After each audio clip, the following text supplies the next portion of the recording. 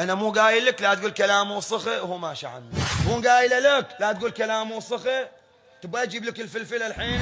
حسبك أن تأمرهم بما تأمر به نفسك وتنهاهم عما تنهى عنه نفسك. نفسك تحثك على فعل الخير ما دمت خائفا لكي تتجنب الغضب الإلهي، ونفسك أيضا تزجرك ما دمت خائفا لكي تترك الذنب خوفا من الغضب الإلهي.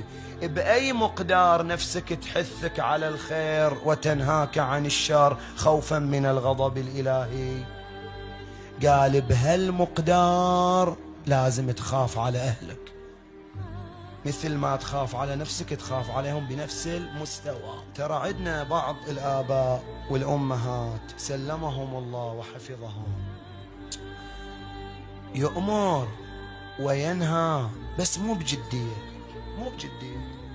أعطيك مثال، هذا الأبو يسمع ولده يسب ويقول كلام فاحش، حلال لو حرام؟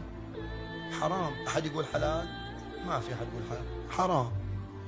ما دام حرام يعني معصية وجرأة على الله، وما دام جرأة على الله يعني العمل عظيم كبير جدا.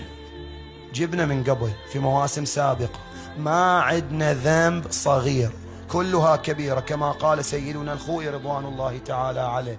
يقول لكن يقول بعضها كبيرة وصغيرة، يقصد أن بعضها أكبر من بعض وأبشع من بعض آخر، وإلا كلها كبيرة. لا تنظر إلى ما عصيت ولكن انظر إلى من عصيت. وش يسوي هذا الأبو أو هذه الأم؟ أنا مو قايل لك لا تقول كلام وسخة وهو ماشي عنه، وهذه الأم مو قايلة لك لا تقول كلام وسخة، تبغى أجيب لك الفلفل الحين، تبغي ما أدري وهي ماشية. أنت وأنت لم تكلفا على نفسيكما أن تجلسا مع هذا الولد أو هذه البنت جلسة واحدة فيها جدية. تفلت الأمر هالشكل وانت ماشي، تفلت النهي هالشكل وانت ماشي. جربت تاخذه وتقعد وياه تبرز له أنك ساخط، أنك حزين، ان انت زعلان، تقعد وياه قاعدة، تعال وش هالكلام اللي قاعد اسمعه منك؟ على هذا ربيتك؟ ما تدري هذا حرام؟ ما تدري هذا يسخط رب العالمين؟ إياك أشوفك مرة ثانية متلفظ بكلام مثل هذا. الحين هذا مثل الكلام الأولي، كلش فارق، كلش فارق.